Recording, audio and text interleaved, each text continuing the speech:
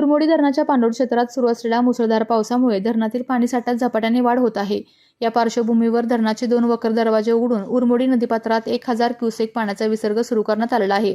धरणात सध्या 8.50 टीएमसी म्हणजे सुमारे 85% पाणीसाठा झाला असून धरणात 2991 क्युसेक वेगाने पाण्याची आवक सुरू आहे। पावसाचा जोर कायम राहिल्यास अथवा वाढल्यास धरणातून होणाऱ्या विसर्गातही वाढ करण्यात येणार आहे। गेल्या 15 ते 20 दिवसांपासून उरमोडी धरणाच्या पाणलोट क्षेत्रात जोरदार पाऊस पडत असून त्यातच कास तलाव आणि पांगरे धरण ओव्हरफ्लो झाल्याने उरमोडी जलाशयात मोठ्या प्रमाणात पाण्याची आवक भर पडत आहे।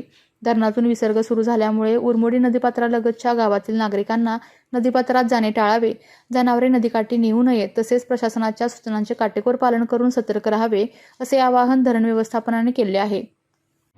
विविध कंपन्यांमध्ये जॉब मिळवण्यासाठी किंवा स्वतःचा उद्योग व्यवसाय करण्यासाठी 1 वर्ष कालावधीचे महाराष्ट्र शासनाचे तांत्रिक कोर्सेससाठी Patil electronics institute Satara. Electrical supervisor, automobile mechanic, electrical wireman, motor winding, 2 wheeler 4 wheeler mechanic, computer operator, computer hardware आणि डिप्लोमा कोर्सेस। पात्रता 10वी 12वी एसटी पासची सोय। Patil electronics institute, Radhika road, Satara 98 220 97071। 1986 पासून तंत्र शिक्षणामधील अग्रेसर संस्था पाटील इलेक्ट्रॉनिक्स इन्स्टिट्यूट सातारा।